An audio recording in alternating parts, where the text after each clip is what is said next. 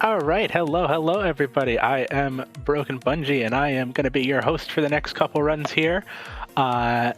We've got coming up right here Pokemon Pearl Any Percent Manipulus.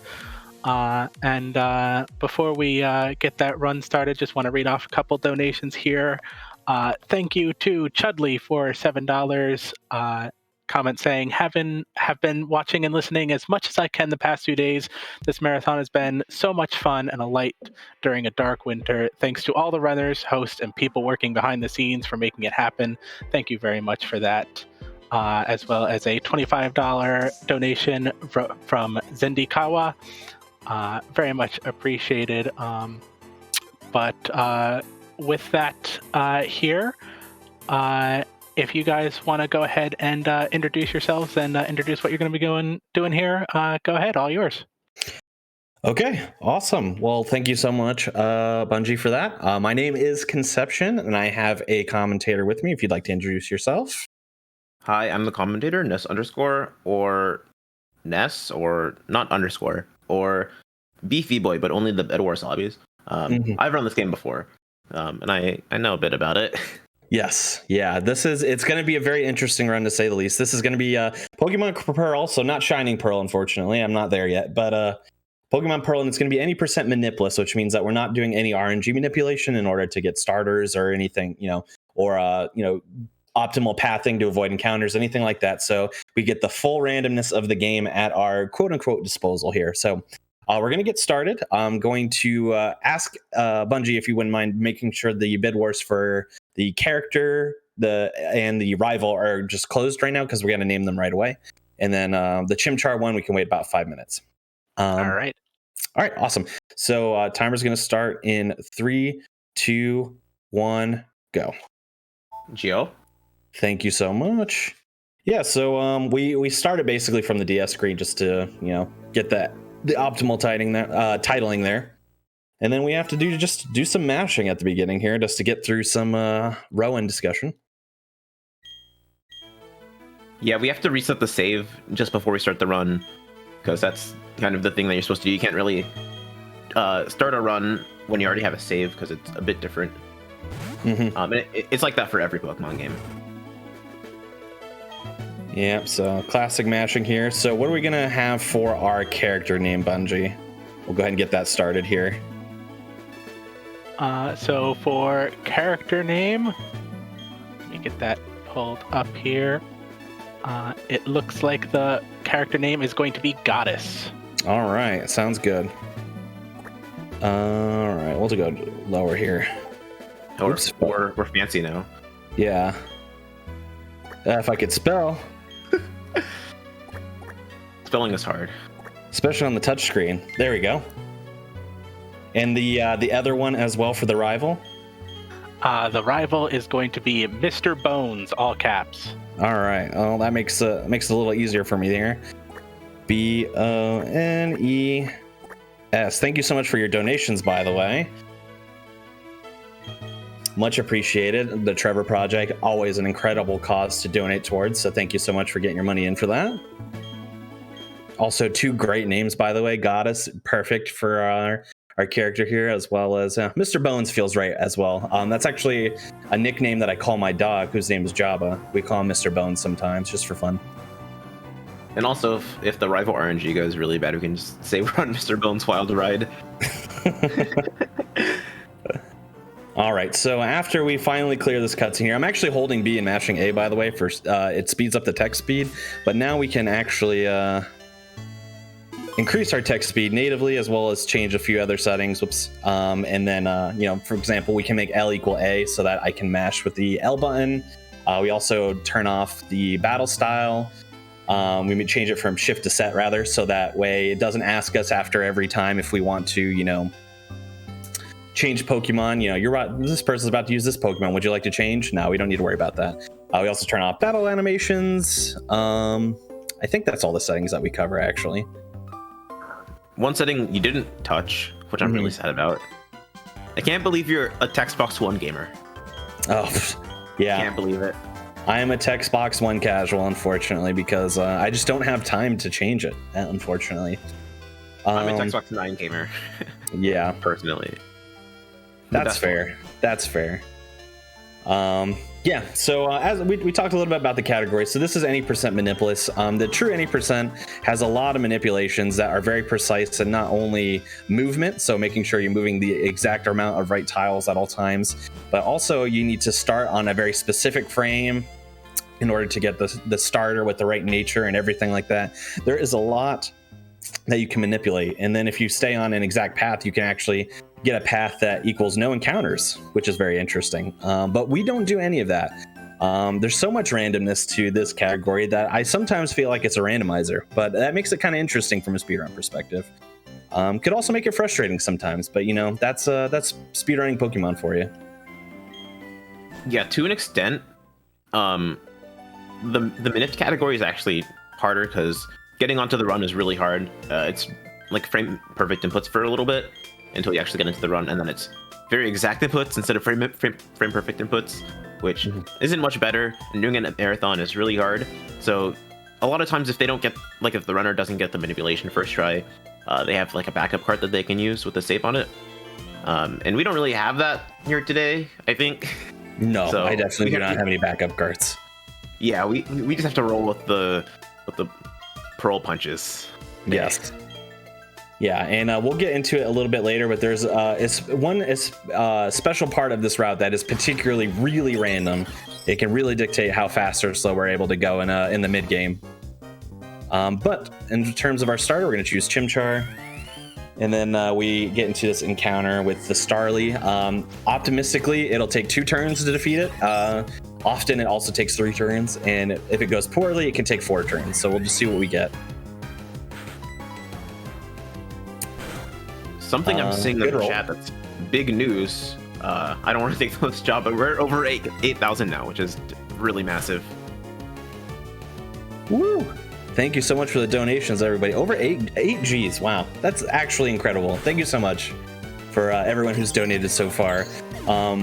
If you want something to donate towards, we got a few more minutes here that we can donate towards our friend the Chimchar. We're gonna nickname him probably in the next minute or so. So you get the last minute donations in if you want to snipe that nickname. So a few things that we look at in that fight, by the way.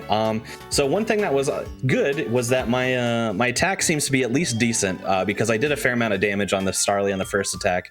However, I got unlucky, which I got growled the second time. Had I not been growled, I actually could have taken that Starly in 2 turns, but I got growled, which lowers my attack, so I had to make it into 3. Unfortunate luck, but so it goes with Pokemon speedruns. Yeah, this is also something that I'm going to mention that probably isn't going to happen, but if we're really unlucky, it might happen. That first attack might have been just a really, really high roll, and it could have looked like it was good attack, and going forward, it could just not be good attack, and it could be really bad. But hopefully that doesn't happen. Yep, that is very real. That is a very real possibility. Hopefully not. But yeah, while we're going through this, a little bit of cutscene, a little bit of mashing here. We're gonna get our running shoes. We're gonna be able to run faster.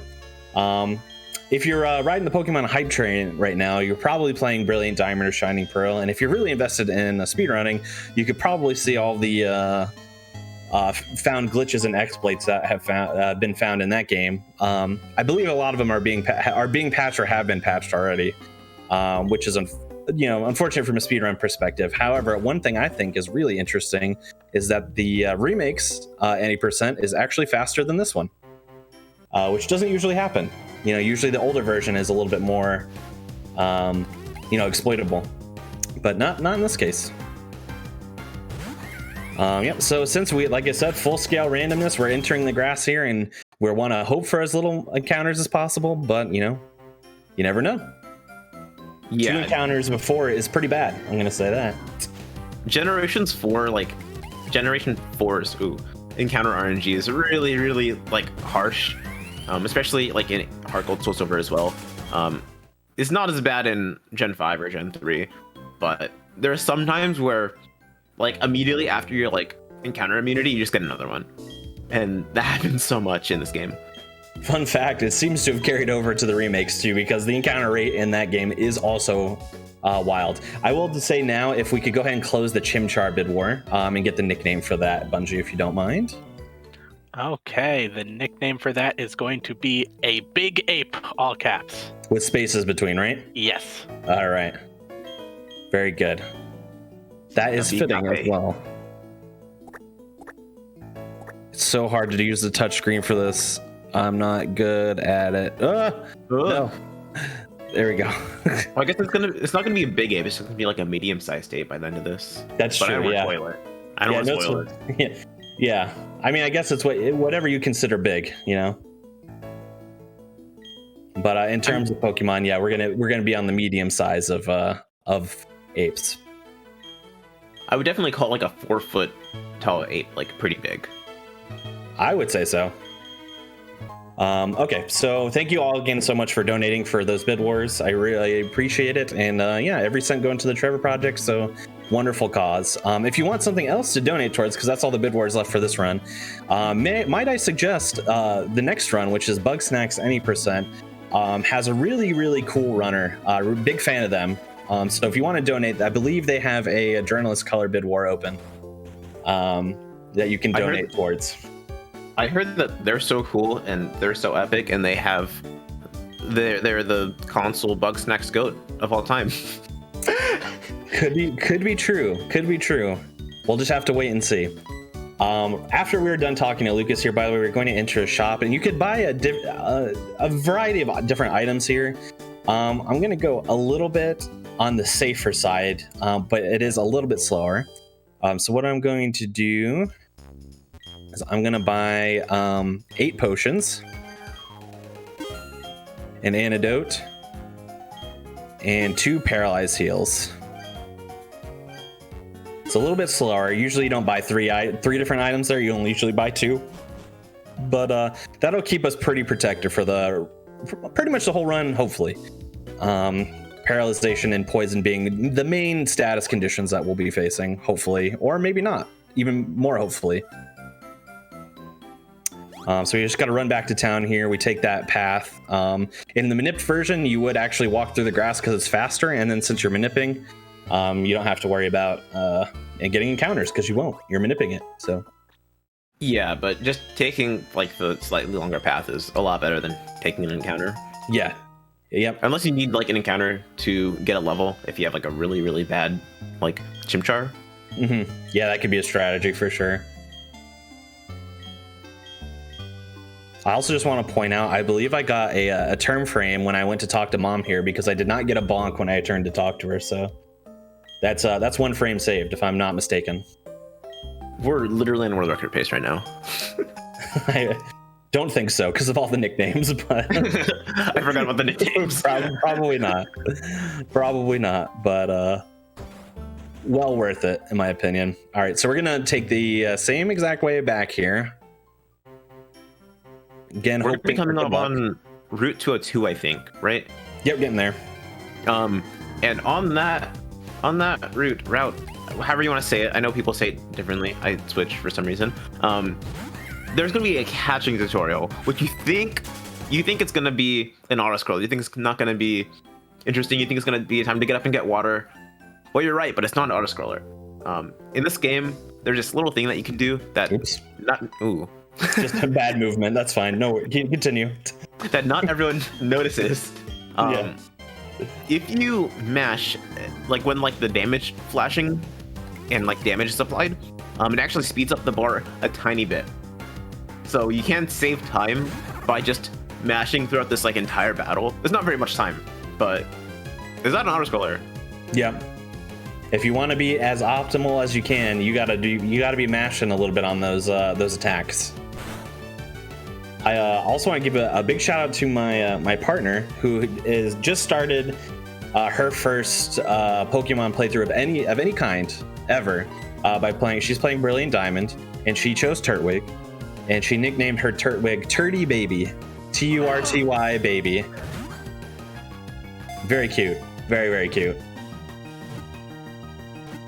Okay, I know. Like in the green room, we were just talking about TikToks because we were just talking about her watching TikToks, but that totally just reminded me of this TikTok where they were talking about garbanzo beans and they referred to them as Garby babies. Garby babies. Yeah, I could see that. I could see that. Yeah, so we get through that catch tutorial, which is unfortunately unskippable, by the way. We do have to do it. And then we're going to be at the mercy of this route, which actually does have quite a bit of problematic stuff that could occur. Mainly, it's this first trainer, who all they have is a level 5 Starly. You would be thinking, you know, that's fine. It's just a Starly. It can't hurt you. But it can. It really, really can. This is my least favorite fight in the entire game. Yeah, it's really not good. It's really not good. So we gotta hope for some good luck here. I've done this in other marathons, and I saved for this fight. Yeah, I considered it. I considered it just now, but I'm just gonna play it really safe by healing extra if needed and all that. Oh yeah, the route that I used, I didn't buy items before this, so. Oh, that makes sense. Ew.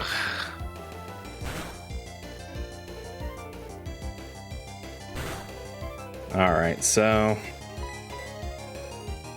I think it's going okay so far. So Growl is slower because it's lowering our attack. However, in a marathon setting, it's actually a little safer, which is nice. I was expecting crit, I'm not gonna lie. Yeah, if that tackle had crit, I would be dead for sure. Critical hit is 1 in 16 in this generation, by the way. Yeah. So every attack has a 1 in 16 chance. Almost every attack has a 1 in 16 chance of doing double damage, basically. And you know what? Just to be safe, I'm going to heal outside a battle here. It's a little slower, technically. Well, if it wanted to swap over, that would have been nice. There we go. It's a little slower, technically, doing it this way, but I like to go into the battle with full health, just to... Only because... So, ideally, what I'm going to... So, this trainer has 2 Bidoofs, basically. Halfway through... So, after the first Bidoof, we're going to get Ember by leveling up. And if there was a chance that I could be in what's called Blaze, which is, I believe, if your health is a third or below, is that correct, Nuss? I don't remember. Yeah, a third or below. A third or below, you get extra damage to moves that are the same type as you are. So because Ember is a fire type move and I'm going to be a fire type, it would actually do extra damage. But with my health being at 4, oh, that's a nice crit, actually. Saves me a turn. Yeah, that's a good crit. With my health being at 4, there was no shot of me staying in Blaze unless I got, I don't know. No, I don't think it's even possible with the moveset that the Bidoof has. So just went ahead and healed it off. So I just go into this fight with full health instead. Technically a little faster to heal in battle, but also have to take another hit from the Bidoof if I do that. So yeah, it only really matters if the Chimchar's special attack is really good, and then you get a decent roll, and then it should one hit. But even then, it's it doesn't save that much time, and it's a lot less safe than just healing. Yeah, it would save a turn. Oof, first tile, come on. Yeah, it's Gen 4, everybody. Yeah. Shinx is a particularly slow one because they often have Intimidate as a special move, which means you get extra text box here. Oh, this one didn't, though. Never mind. Oh, you got lucky. Oh. Oh, exactly what I was talking about. Right after the immunity ended. Yeah. First tile. So I took by the way, getting into this grass, you might have noticed that I took a kind of a weird walking path, and that is because I walked this way to get the least amount of grass tiles. That was the idea. It's technically more tiles to walk, but less tiles and grass.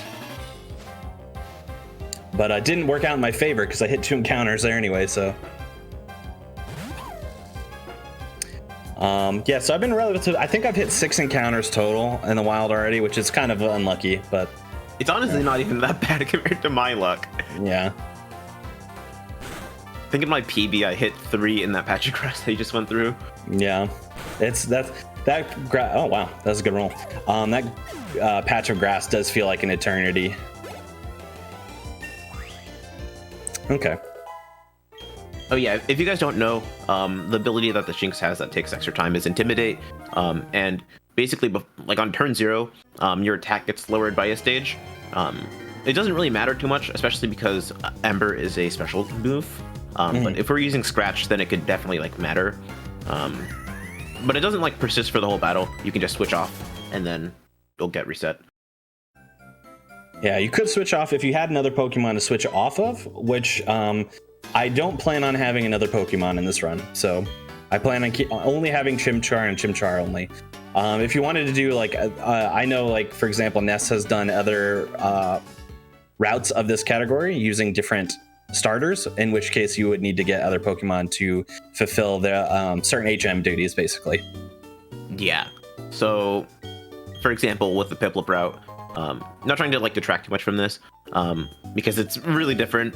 I would get a Bidoof really early on, and then in certain cases I'd have to like switch off, especially for like this first rival fight.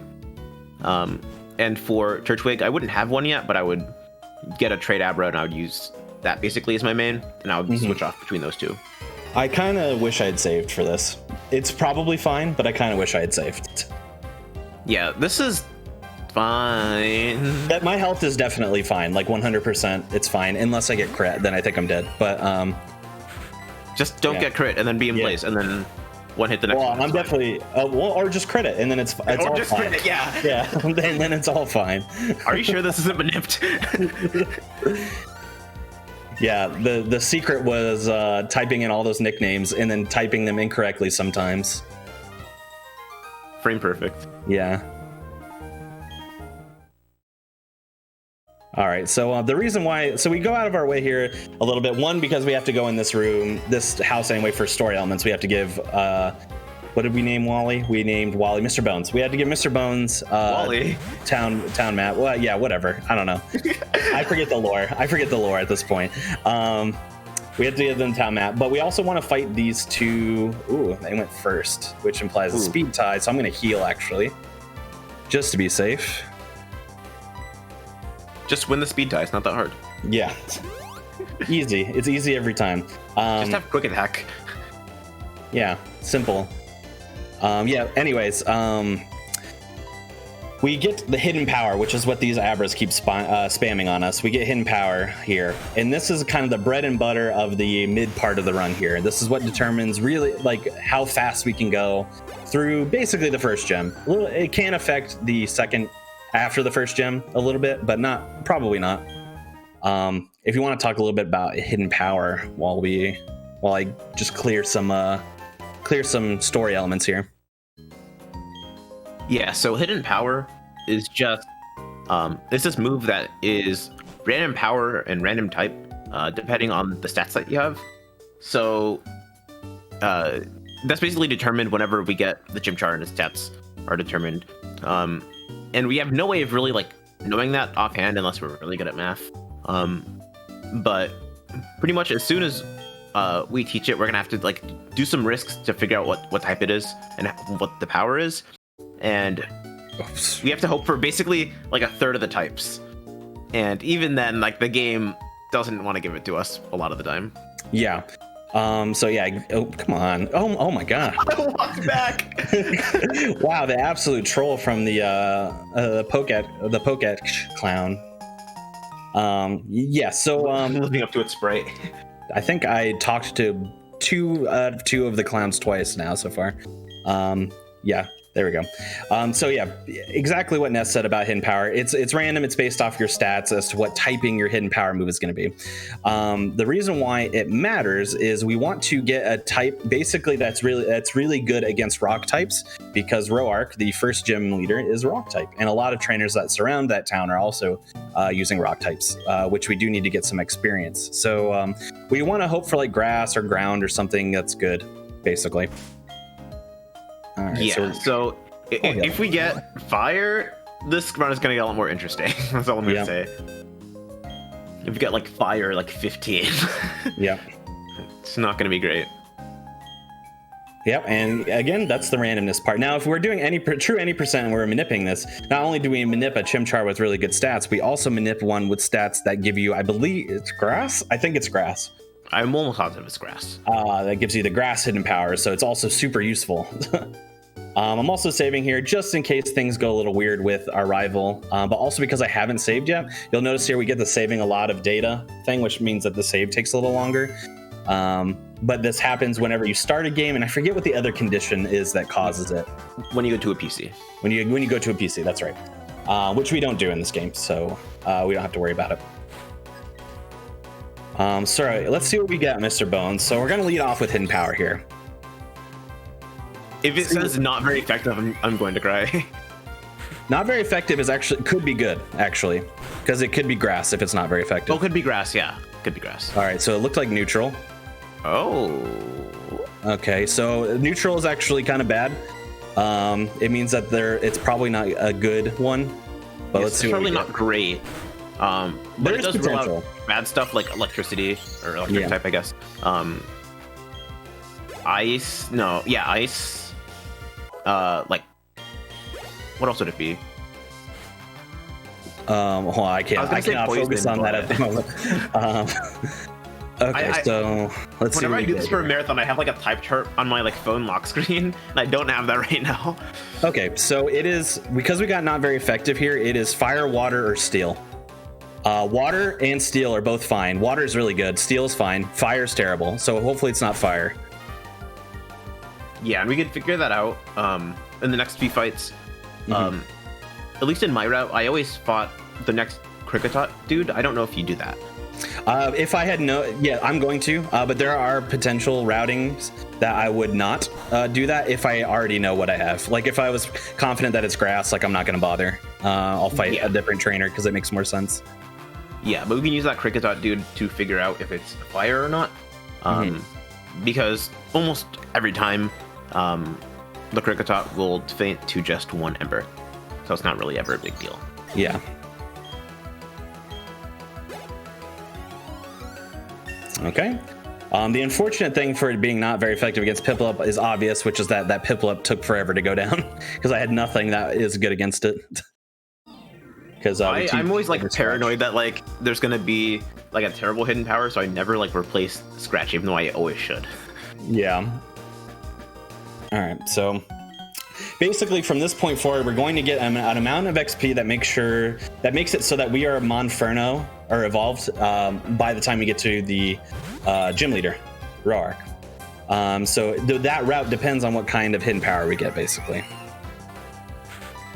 So let's see here. Okay, so it's water or steel. It's not fire, which is good. Okay, that's good. Yeah, we do like that. Fine. In the Manip drought, we actually fight Roark as a Chimchar just because it has a good hidden power and manipulated luck, so we should be able to. In this route, if we have like not like the best Chimchar, then we just wait until we're a Monferno, then fight Roark as a Monferno because you get Mach Punch as soon as you evolve, and it is I think it's a priority move, and it's like a 60 power, I think, fighting type move, which is really good against a rock type gym. Yes, very good. So we have a few different options here for pathings. So I'm not going to fight anybody in this cave here. There are two potential trainers that I could fight in here, but they're neither of which are worth it based off of the typings that we potentially have. The interesting thing here is that if I get a level 5 or 6 Geodude, let's see. Okay. I can actually level 8 even. All right, so 1, I can help narrow down what my hidden power is with this Geodude, and 2, I can kill it in order to skip 1 trainer later on. And based on it being super effective, we have water, which is water. Right. Yeah. Ayo. Water is a very good one. Water's a very good one. It's very good, especially because rock gym, so everything's either gonna be double damage or quad damage because of rock and ground. I thought you were going to fight that dude. Yeah, ooh boy. I did too. I thought I was going to fight that trainer. Ooh. But water hidden power isn't great for the next gym, but it shouldn't matter too much because we should have Flame Wheel by then. Yes. And Flame Wheel is what, like a 65 power, 60 power fire physical move? Yeah, I want to say it's 60. That sounds right.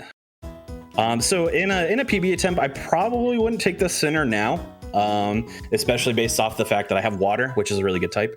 However, I am going to take it here, 1 for safety. So if something really weird happens between either the trainers in this cave, which I don't foresee happening with water typing, or with Roark himself, I don't have to worry about saving as much because if I die, I'm just going to go to that center, which is not a lot of movement. So it's not so bad.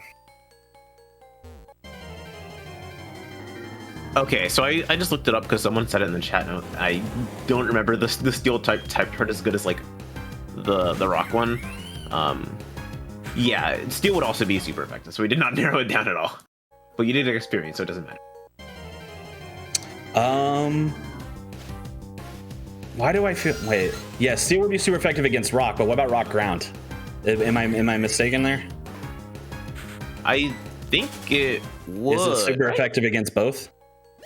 No, it's normal effective against ground. No, it'd be regular effective. Yeah, so it would still be super effective text then. Yeah. Okay. I mean, Still, either way, it's good though. Double. Either way, it's good though. I need to cite my sources double time, bro. This is interesting. I'm waiting on my internet. Face did not escape the Onyx there. But either way, the fact that it wasn't fire was really what I was looking for. Yeah. Water or steel are both very good. So basically, with that Geodude that I killed, based off this route that I was going to take, I could have skipped one of two trainers. And I chose, basically, I could have skipped either a trainer that has a Machop, or I could have skipped a trainer in the gym that has a Geodude. And I chose to skip the Machop because I'm going to be super effective against the Geodude to kill it a little faster. Just for a little bit of what I perceive would be more optimal routing, I think. Yeah, there's a lot of stuff like that in this route where, or at least in this category, where you kind of change up your route depending on what you think is good, and like if you do math in your head, what type of math you come out with. Mm-hmm. Exactly. So like especially like early on, it's a lot of sweating. It's like, ooh, what do I do now? What do I do now? Mm-hmm. But later on, it's not as much of a problem because you're going to be competently leveled to just deal with everything very quickly. That's exactly right. All right, so now that we got Roark back to the gym, we're going to escape rope out of here. And then we're going to go into Roark's gym. The escape rope is so good because you have to walk so much to get out of there. It could be like 5 encounters. Yeah, with no access to repels as of yet, by the way. If we were able to access one, we definitely would get one because there's a lot that can be saved. But yeah, no good avenue of repels. So we're gonna fight. So there are 2 trainers and Roark in here. We're gonna fight both. Just for safety, I actually, if this was a PB attempt, I'd probably YOLO it a little bit and not go for one of them. At least just to save some time. But we are on a marathon. We're gonna play a little bit safer just to ensure that we survive, because surviving is really good in a marathon. So that's one trainer down. This is the trainer I could have skipped instead of the Machop trainer, but I chose to skip the Machop trainer. All right, and this is the second one. Has another Geodude and an Onix, and then it is Roark. If it was me, I definitely would have said, this dude has 17 characters left of text. I'm saving 17 frames taking this trainer. It's obviously faster. I'm doing it for the world target attempt. Yeah. But I don't know. I don't know who's faster or what, but definitely Yeah. Geodude is a lot easier to deal with than a Machop. Yeah. And again, not anywhere close to world record pace. I did all those nicknames. My Rap 201 was very slow. Hit so many encounters. How many encounters did I hit in the Oreburg mine? I think at least 2, right? At least 2 and maybe 3. Yeah, I don't remember. I think it was Maybe 2 2 or Onyxes 3. and a Zubat, I think. I was thinking it was 1 Onix and a Zubat. Maybe. It could have been. They all start to blur together. Okay, so now we're level 14, by the way, which is we are going to evolve into Monferno. Don't push the B button, by the way. Yeah, definitely don't push the B button. So this is where things are just a little bit interesting. So we're going to learn Mach Punch for sure. If my Hidden Power was bad, not a good typing, I would teach Mach Punch over the Hidden Power because I don't need it. But I'm going to keep Hidden Power because even though we have Mach Punch coming here, this Hidden Power is going to be better. It's going to be better than using Mach Punch. So I'm actually going to teach it over Taunt, which is our 4th move that we have. The only reason why that is interesting is because Taunt can actually be useful in this Roark fight, ever so slightly, but only if you're not using Hidden Power, because the Onix that Roark has is going to be tough to deal with if you don't have a Hidden Power. If you do have a Hidden Power that is effective against Roark Pokemon. Doesn't really matter. But what Taunt does, basically, it makes it so that they have to use a physical move against you, or if they don't use a physical move, it doesn't have an effect. Which means that the Screech that Roark likes to spam with his Onix would not be effective against us, which means it's not going to lower our defense. So it's a lot of big brain strategy there to use Taunt. But with a hidden power like this, we don't have to worry as much. Yeah, despite being his ace, Cranidos is not even like a glass cannon, like a paper mache cannon. Onix is really just like the hardest Pokemon to deal with in this entire fight. Not with this hidden power, though. I'm loving this. This is nice. Maybe we did get lucky after all. Yeah. It does sometimes happen. All right, yeah, Cranidos is really not bad, especially if you haven't had any defense falls. Because if your defense has been weakened by Screech, Cranidos can be kind of annoying if it gets a turn off, because then it can just like headbutt you and destroy you if your defense is really low. But life is easy when you just one-shot all three of them. Life is easy when you manipulate the video game to give you what you want. Nah, impossible, Ness _. Look at the category. This is any percent manipulous. Could be any percent manipulous. Could be secretly manipped because of all those good crits and this incredible hidden power.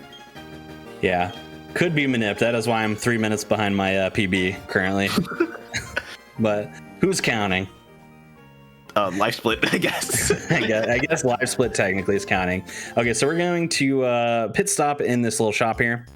We're going to buy a couple supers. And then we're going to spend the rest of our money on repels. And that is pretty much the last of our buying, unless something, unpredictable happens that we're going to do in the run here. Little cutscene here. So we're going to rival 2-time. Oh, just kidding. I lied. I'm a liar. You are a liar. You absolutely fooled us. Now that we've defeated Roark, by the way, we do have access to Rock Smash, which is going to be useful coming up here. Please don't fight these dudes. No, definitely not.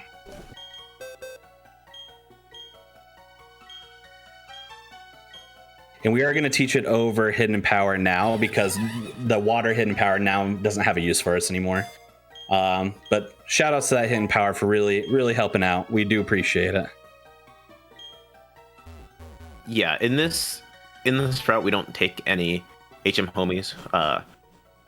The Monferno can just learn all the HMs that we need. Yep. So that trainer right there that he just passed is like the worst one to accidentally hit. She has 4 Pokemon and they're all like level 2. So you don't even get experience. Yeah, it's really not worth it. All right, so we're about to enter a double battle, which is of no consequence. But right after that double battle, we're going to be going through a route where we encounter our first spinners. Should we talk a little bit about spinners? If you don't think about them or talk about them, they can hurt you. I wish that were true, but it is so far from true that it actually hurts. Spinners, if you've seen a Pokemon run, you probably know what spinners are. If you've seen Pokemon run beyond Gen 1 at least. Spinners are trainers that spin. They move around, they turn around, and then in the cases of a lot of games, or maybe all of them that you can run in, if you run towards their direction, they'll immediately snap to you by turning to you.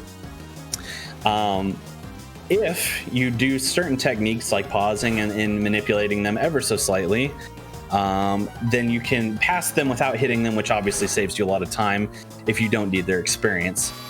This route has 4 spinners total. The first 2 are coming up pretty soon after this fight. Also, I want to make sure that this is clear. Not all like spinning trainers are spinners. There's also rotators in this game, right? That spin at like a fixed like frequency. Spinners are all like random. Correct. Yeah, I forgot there are rotators in this game. I only run the any percent, and I don't think I encounter any rotators in that one. I think there's like one. Yeah, if there's one, I don't really pay attention to it because it's not like the pathing I take doesn't make it a thing. But yeah, so we'll be encountering 4 spinners and hopefully not fighting them. ideally. Still mashing here. Yeah, this basically, segment is pretty long. Yeah, this segment is long. Basically, by the way, the technique that we're going to do for passing spinners is moving into the space right before you're about to pass them, pausing, unpausing, and it kind of freezes them in place for a few frames. Yeah, they have a cooldown where they can't move anymore for like a handful of frames. Then you could walk up. That was not it, but that's fine. Oh yeah, I forgot. You didn't do your repel. I hit it. And then you hit it immediately. Yeah. I first of all, I set it up in the wrong spot, but I was like, all right, I'm already menuing. I'm gonna commit. And then, if you're gonna hit a spinner, this is the best one to hit because just a one Bidoof. That's it. But yeah, none of them are great, I suppose. But if you're gonna hit one, this is the one. Yeah, this is like a one-turn one, so it's not really a big deal. I was gonna be a fool if I said that's a one-turn one, and then end up you didn't like get a good roll or something. Yeah, that would have been foolish. Oops. There we go. Okay, so 0 for 1 on spinners. So feels bad, but it's okay. All right, so we're gonna pass by here. This is exactly why we need Rock Smash. This spinner we have to pass twice, so hopefully that goes better.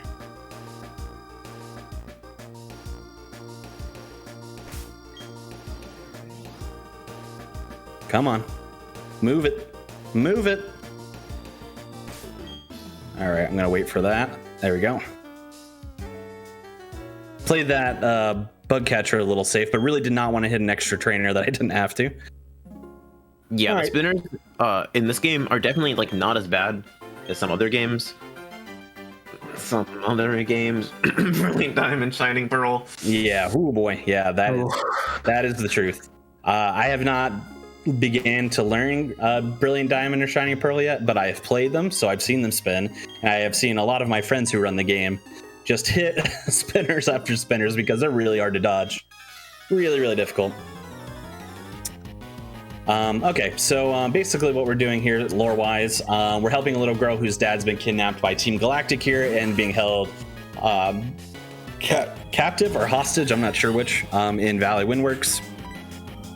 So first, we got to get the key to go into Valley Windworks, which is basically a building that studies, I don't know, the wind, weather, something like that. Yeah, the wind. Yeah. They're trying to like harness like wind energy power to do the more evil Team Galactic things or whatever. Yeah. And the scientist is just like, I'm just trying to learn about, wind energy or something. Or, drift blooms or something. Drift blooms. That's what pops up there, right? Yeah, I think. Yeah, on every like Friday. Yeah, something like that. Yeah, I don't know. I haven't played this game forever. Yeah, I forget the lore. But yeah, basically we have to come this way to get the key to go into that building first. And then therefore we have to fight these two trainers. But they are nothing. They're nothing, little peoples. We just got to ember them to death. So now that we have a little bit of a lull, if we have some donations or any plugs or incentives we want to talk about, Bungie, now's a really good time because there's not really much going on. Absolutely. For the next run coming up, we do have a bid war going on for the color of the journalist in Bug Snacks, if you want to donate towards that. But as for donations, we have a $12 donation from Botulism Sauce. That is screaming, Earthbound will be fruit. We also have a $10 donation from Super Blood Wolf Moon that says, thanks for the runs, everyone. Put this $10 to naming the rival after the error code that's kicking my butt. And then we also have a $53 donation from Henry that says, yoinks that $8,000 mark, which is just a reminder that we have passed $8,000. So once again, that $8,000 hype. Awesome, awesome, awesome. Thank you so much, everybody, for your donations so far. Yes, excellent. Thank you so much. Yeah, echoing that sentiment. Thank you so much for donating. Trevor Project, what a wonderful cause. I don't know why I'm talking to this person from the side, but that's what I'm doing. It saves a frame. Yeah. Who put their nip in my yellow when you walk behind Oak to talk? And you talk to it's like that. It's like that. Of course, it's like that. Yeah. It's new strats. Shout out to Mock Punch if you're going to use for the first time here. I'm not gonna lie though, I totally actually like thought of doing like an alt main route where I use Drifloon. Yeah, I've seen some. Not I don't know if I've seen it in this game, but I've seen some other Pokemon speedruns with Drifloon as the alt main, and those are always pretty fun to watch. I believe Corvime in the Pokemon speedrunning community has done a number of those, which are always very fun. I can't get in. Here we go. Yeah, I think they have. Yeah. Okay, so here's spinner number 3 of 4, by the way. Coming up in here, there's a galactic trainer that we're gonna have to pass twice. I love the ones they have to pass twice. I don't trust that one at all. Come on. Come on. Come on. Come on. Come on. Ooh, Oh, that was so fast. You sneaky. Ah! Again. Come on. All right. Okay, that was fast. That was fast. Yeah, second one was good at least. Okay, so this is Mars. So we're gonna be fighting 2 Team Galactic commanders, Mars and Jupiter. This is the first one. You can make it 4 if you're not a pansy. I could, but I'm not going to. You could, but we don't have enough time in the estimate. Yeah, definitely do not have enough time in the estimate. This fight can be a little bit annoying.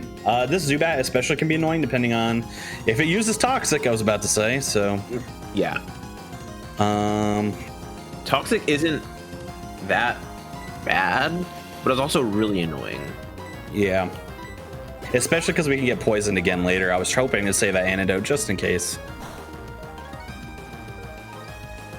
In the cave, is that another antidote or was that an awakening? Because I do not. The one where we rock smashed? Yeah. It is an antidote. I bought one instead of picking that up because it's faster.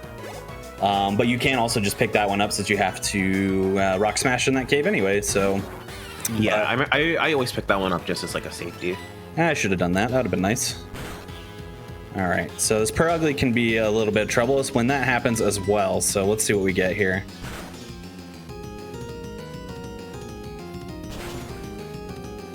I don't trust this health at all, so I'm actually gonna heal. I don't trust the health, but I also at the same time, I feel like a Pokemon moment would happen where it's just like, yeah, a good roll would happen. Did you notice I got Speedfall there? I forgot to look. I don't recall. I'm gonna later. I don't think you did. Later. Yeah.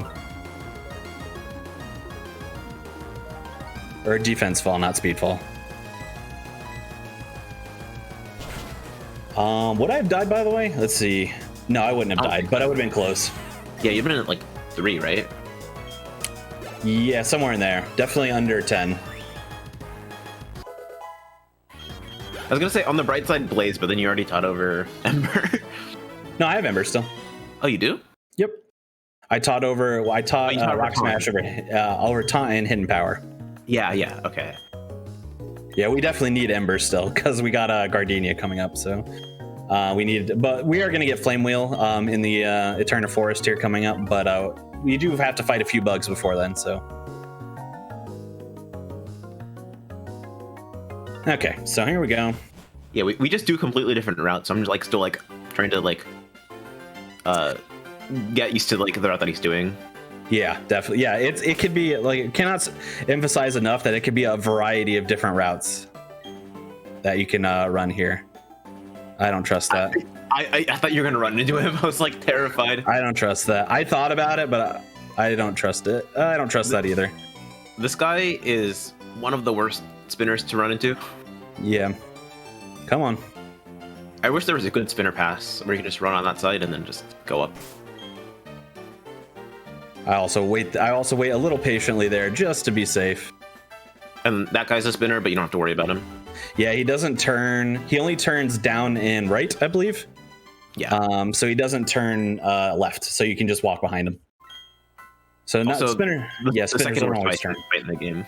Yeah, this next fight is terrible. But we're in really good health, so it's gonna be fine. Obviously. I always used to take a safety save, or a safety heal before going in here, because whenever you have like a person following you in this game, they always heal you after every encounter. So I just wouldn't use another repel, and I would just get an encounter on that like first patch of grass and just immediately run and have full health. Yeah, I had never had considered doing that, but that is smart if need be. That's going to be a good backup strat in my head. I never even considered doing that before. But that's exactly right. If you ever have somebody who is following you in this game, they heal you after every encounter. Also, one thing that a lot of people don't know, in double battles where you can't really see your exact health, you can push, I think it's start, to show the numbers, and you can click it again to show the bars like now. Oh, come on. First turn. This is a combination I hate right now. Yeah, I'm actually gonna wait to heal this off past the Beautifly. The Beautifly is really the only problematic bug that they have here. For that reason, right there, Gust. Yeah, they have the whole like Beautifly line where it's a Wormhole, then a Cascoon, I think, then a Beautifly. But the Pachirisu is just the only Pokemon on the other person's team, and it could be really annoying with paralysis. But as long as you get rid of Beautifly, it's perfectly fine because it just has Gust, and it could really like mess up your day. Yeah, we're gonna have to do some definitely interesting things here. So first, we're gonna have to heal, and then we're gonna have to heal off paralysis. So gonna waste some. This fight is particularly slow. The plus side, Chansey keeps hitting Pachirisu, which is nice, I guess. In my experience, Chansey always misses. Always misses. Yeah. That does happen often. I was gonna say, watch Spark hit me, and then I also get paralyzed again, because yeah, I was about to say that'd be my luck. I feel like everyone's luck is bad luck in Gen 4. All right. Bide is interesting there. I think it's good, actually. I think it's good. I think you're fine. Yeah, I think Bide is good there. I mean, because I'm gonna get Flame Wheel right here. Yeah, if it's not good, hope it hits Chansey. Please, thank you. It wouldn't. My touchscreen would not register for a second. There we go.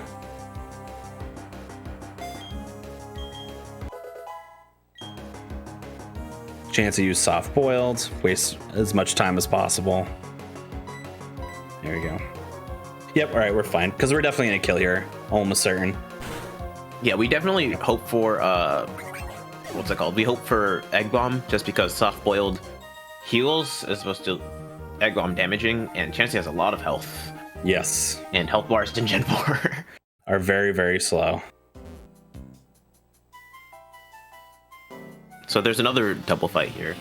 Definitely not as bad as that last one. That last one was always like a sweater. But this one's very easy. If I got like really wildly lucky, we can actually do it in one turn. But I've only ever had that happen like once or twice. That can happen?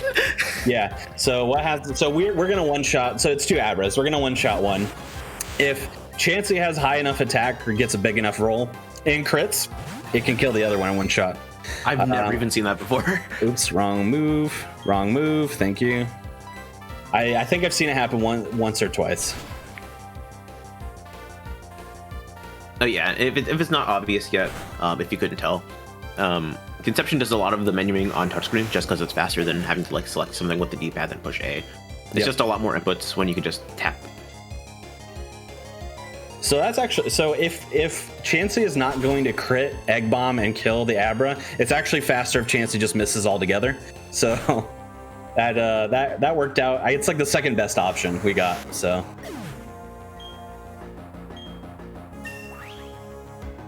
But yeah, what Ness said is true. Especially if you want to use the D-pad and buttons, you actually have to double input once or twice because you won't even get the cursor to show up unless you input to get it to show up. So yeah, it's definitely faster to use touchscreen. Not like the newer generations like Gen 7, Gen 8. Because default, they expect to use the touchscreen. And for the rest of the forest, we're not going to be fighting anyone because we don't have to. Just clever pathing, and then we're going to be done. Yep. Fun fact that that's very interesting as well is you really, even though you're going to use a repel, so it doesn't really matter when you use the repel before you get into the grass there, it's still best to use it in an optimal way so you still take the least amount of steps in the grass, because even if you don't hit, you're not going to hit encounters when you have repel. But you might have noticed, if you're an eagle-eyed viewer out there, that if I was going to hit an encounter without repel, I have a little lag frame that occurs there where the encounter would have been. So you still want to walk in as least amount of grass tiles as possible, even when using repel, just to mitigate lag frames. I see a concern in the chat. We have a half hour to beat the game. Yeah, we're gonna. Have you ever seen the Pokemon Red route? Because near the end of that, there's actually a gym rush where you kind of do like 6 badges very, very quickly after getting done with a lot of the lore. We're gonna be doing the same thing here. We're gonna be doing 6 badges as fast as possible. I feel like it's really easy. Yeah, we're gonna be doing some stuff fast for sure. Yeah, we're gonna get this badge, and then we're gonna do some fast stuff. That I can assure you. Yeah, we're gonna go as fast as possible. This is a speedrunning marathon after all. Power up with pride. If you do wanna donate, and then the host could read it, and we can hear it on stream, that'd be fun. Yeah. Speaking of, so by the way, this is the second gym. This is a grass type gym. Obviously, we're gonna clean up here. So there's really not much to say. If we happen to have any donations and stuff, now's a good time before we get up to the gym leader, because we have to solve this gym puzzle where we fight all the trainers in order to move on anyway. Yes, indeed, we do have a $50 donation from Teamwork with no comment, but thank you very much for that. And I do want to give a very personal thank you to everybody who is donating towards this cause, because the Trevor Project saved my brother's life. So it's very important to me, very important cause, and I just want to very personally thank everybody who has donated to this cause, because it means a lot to me. No, of course, that's wonderful. It's always wonderful to hear how these organizations that we're raising money for have affected people directly in the community. So it just goes to show how important they are. By the way, one little tiny piece of speed tech that's in this fight specifically is this trainer has 3 Voodoos.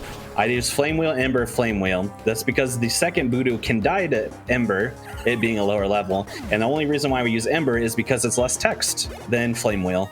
So it's ever so slightly faster. Just a little bit. Yeah, but getting back on the charity stuff, yes. You never know when you're going to need one of these different like nonprofit organizations to help you out. Especially if you live in a place like California, you never know when there's going to be like another like natural disaster that happens. And there's like 5 or 6 I can name off the top of my head that immediately just like at a snap come to help out like those wildfires in California. And especially stuff like this with the Trevor Project, or some of the other ones that particularly focus with LGBT issues and stuff.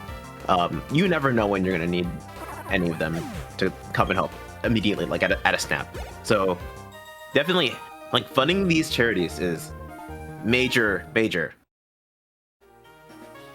Yeah, that's a great point that I think goes underlooked sometimes, is that obviously there are people in need all over the world for these charities, but you never know. It's not always just the most underfortunate people. Sometimes it could be anybody. Anyone could use these funds. Anyone could use them for any variety of resources. You just never know, and it could be you sometimes. So, yeah, that's a really good point. And I feel like another really good point is the next run is Bugsnax by the console Bugsnax GOAT of all time, and there's a bid war. Yes, that is true. Choosing the color of a journalist. That is our the journalist is the main character in that game, by the way. So I've heard. So that if you're wondering who the journalist is, that's who it is. Yeah, I don't know. I've never played it though. Never played Bugsnax. Yeah, me neither. I've heard good things.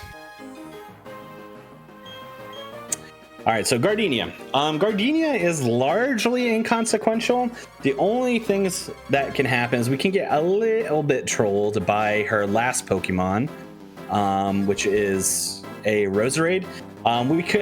There's also, at least according to the notes that I have, there's also a 1 in 16 chance potentially that we can't kill her second Pokemon, which is a Turtwig, in one shot. That's hard to say if that range is correct. if it's 1 in 16. In the manipped version, it's 1 in 16 for sure. But because we're manipless and stats can vary wildly, and we might be a different level than the manipped version, this could be guaranteed. It might not be. I don't run manipped, so I'm not entirely sure. But yeah, one shot, so it doesn't matter. The only reason I bring it up is if we don't one shot the Turtwig, it can use Reflect, which is a really annoying move.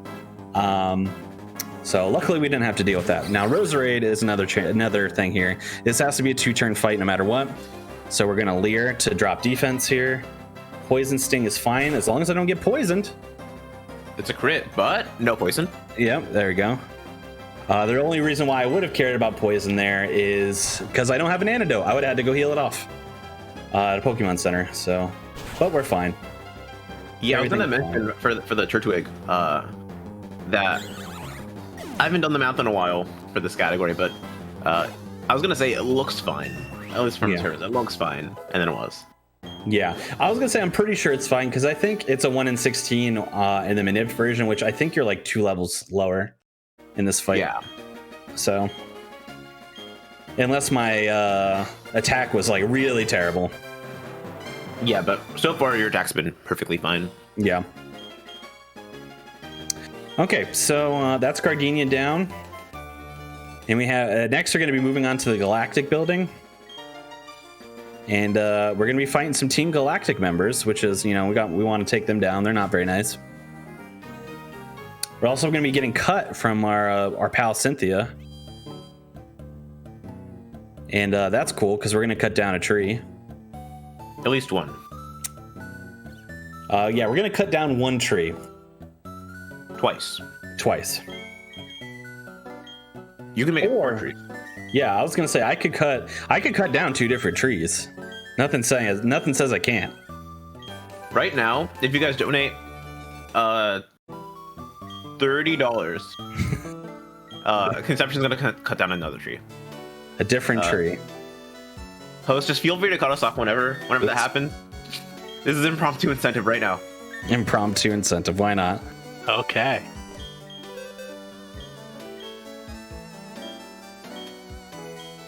Cutting down trees is slow, but you get to see the little animation of our medium-sized ape doing some cool stuff. So if you want to see those trees get cut down, absolutely drop it down. What I meant by cutting down 2 trees is that I was just going to cut down a different tree each time I was here. But Ness underscore wants me to cut down 2 trees at once. Yeah, 2 trees at once. Extra trees. If we get to $100, I'm gonna say all 3 trees in that row. You gotta do it. That's fair. If we raise $100 while I'm in Galactic building, sure, I'll cut down all 3 trees. It's worth it for the people. And I'm gonna up the ante one last time. I'm so sorry. Oh boy. If we raise $175, he's also gonna cut down the 2 trees at the end of the cycling road. I gotta remember where those are. It's been a while. I'll figure it out. It's down there somewhere. Yeah, it's like right there. I will say, so we talk cut to Monferno here. The only interesting thing there is if I was in Blaze, I would not have taught over Ember. I would have taught over Leer instead. That is because if I was in Blaze, I would be using Ember on pretty much everything in here instead because it's faster. But because I'm not in Blaze, Ember wouldn't kill a lot of things in here, so it's not worth using. That's why I taught over Ember instead. And also, Leer does potentially have a use on Jupiter coming up, so just depending on what we get in the fight. So, but it didn't matter. It wasn't anywhere close to Blaze, so we're just gonna flame wheel everything down. If at any point we get donations in this section, it's a good time because all I'm doing is basically one-shotting everything in Galactic building here. So nothing too noteworthy until we get to Jupiter. Not gonna lie. Yeah. This is like the first time in a very long time I've like listened to this game's like soundtrack with like good headphones. Mm-hmm. And I'm like hearing like the harmonies and the counter melodies. Oh, this game's soundtrack is so good. Oh, it's so good. Yeah, it's been really. So when I've been playing Brilliant Diamond Shining Pearl, it's been really good to hear that like HD sound on the TV speakers and stuff too, the sound bar and all that. It's been good. Oh, I've been really enjoying it. I love the soundtrack of this game. It's so good. Fun fact: both me and Conception are like music dudes. Mm-hmm. Yes, we both have heavy music backgrounds, so. We literally could nerd out about this for hours. Mm-hmm. Not even an exaggeration. We have before. Yes, we certainly have. I think every time I enter Lake Verity, which is the lake area that you get your starter Pokemon, every time I enter it, I'm just like, oh man, this song, so good. It's like I love the Lake Verity theme. Oh my gosh, I love it so much. Conception, when are you gonna make a Lake Verity trap remix? Yeah, that sounds more in your department. You're the music producer. I just play music most of the time. And just to let you guys know, we did get a $100 donation from our Rin that says "Kill all the trees." Yeah. Thank you so much. We all really appreciate it. We all really appreciate it. Wow. If I'm gonna use this as an opportunity for other marathons to shout out Ness underscore, because Ness underscore will come up with these impromptu donation incentives and get your charity some money. So yeah, get Ness on your couch, people. I'm just the best couch comment of all time. All right, so this is the last trainer before Jupiter. So ooh, my health. This is interesting. I'm gonna take a potion. Only because one time and one time only, I went into the Jupiter fight with about, I think it was like 50 something health. And I did not, so the first Pokemon Jupiter has is a Zubat. I did not one-shot the Zubat like I thought I was going to, but that's fine. I knew that was a possibility. Then I got wing attack, crit, and died from 50 something health. So I don't want that. Sounds like this fight. Yeah, so I'm just going to heal that off a little bit, just to be absolutely super duper safe.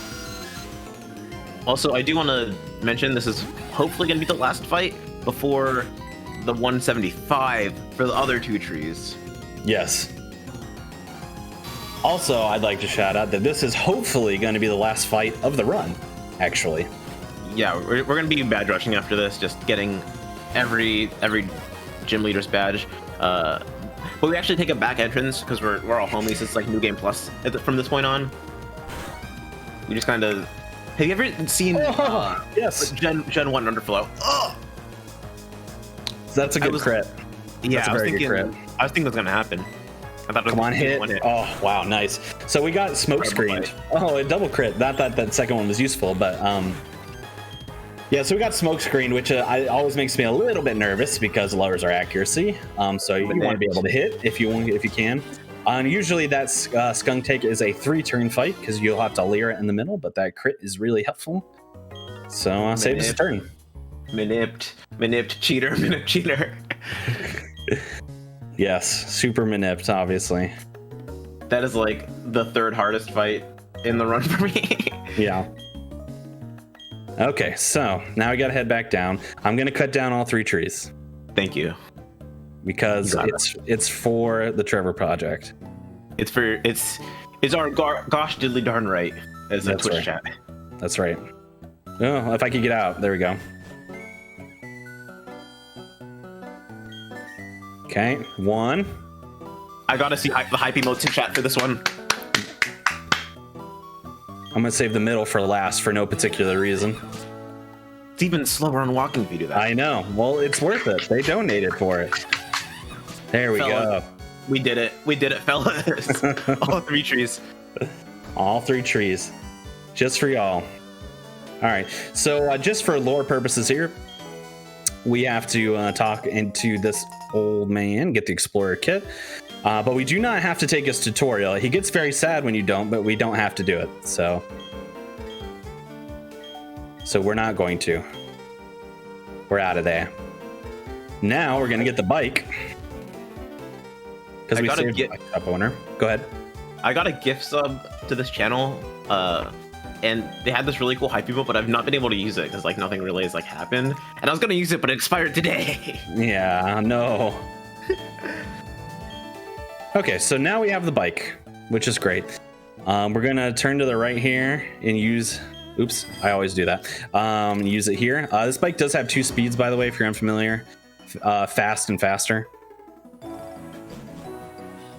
Yeah, so on the cycling road, obviously the way it works is you're going to be forced onto the bike. And we try and take a path so we don't fight any of the trainers. Did we get the 175, by the way? I don't think we did. I think we would have heard. Okay, so let's start talking about tweaking here, because I want to talk about a tweak I could have done just then, and then the tweak I'm about to do. So, you want to explain what tweaking is a little bit while we get there? Yeah. So the way that this game is arranged is obviously they put like sprites on like different tiles, and the way it works is each map is arranged in, I think it's 32 by 32 like blocks, and in between them there's these load lines that tells the game to stop loading like some blocks behind you and to start loading blocks in front of you, so the whole game doesn't have to stay loaded at one time. You can go over them in certain ways that make the game behave a little silly. And it kind of corrupts the way the map is loaded, so you can kind of get through stuff just kind of in the void, basically.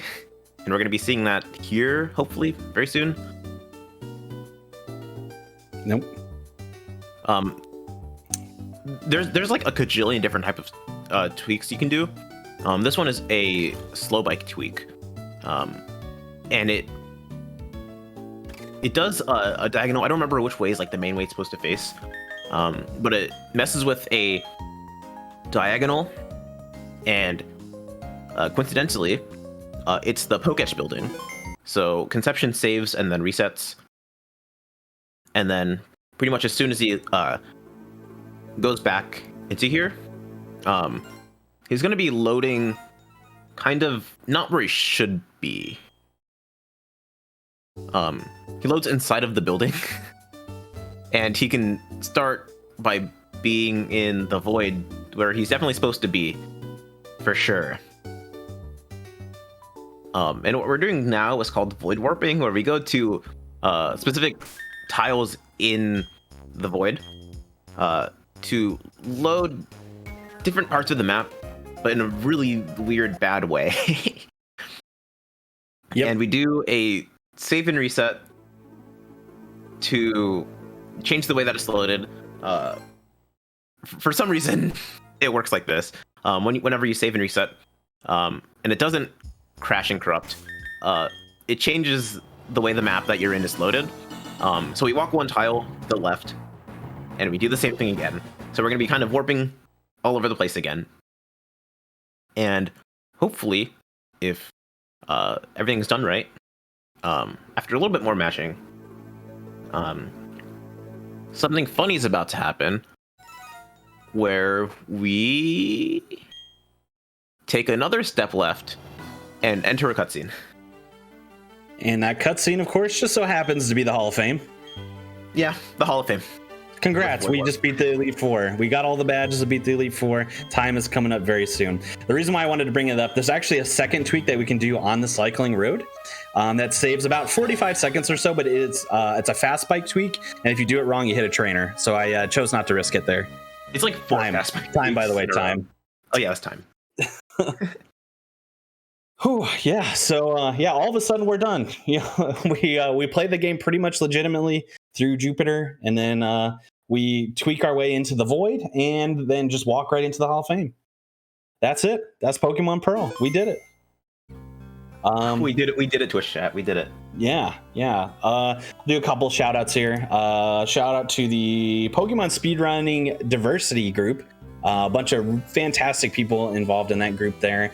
We do have an event coming up next week. It's called Snow Warning, where we're featuring a bunch of people in the Pokemon Speedrunning Diversity group doing a bunch of different Pokemon runs, where I'll be doing this run again as well. I want to shout out Ness_ for their fantastic commentary. Thank you so much. Yeah, I can't think of anything else at the moment. Anything you want to plug? Shout outs to Power Up for every few months holding an incredibly successful event, where we're at 8K. We can easily, by the end of the night, maybe get to 10K. Can we do it? I know it's a big ask, but that's a lot of money for an online marathon to be raising, and they do this consistently multiple times a year. I feel like if you're not following but you're watching in the chat, you're lurking, I think definitely drop a follow. It's definitely gonna be worth it. Yes, definitely. Yeah, I somehow I have a feeling I'm not going anywhere. So stick around for the next run, get those last minute donations in for Bug Snacks, and maybe I'll see you again very, very soon. Maybe. But yeah, that's it. Thank you.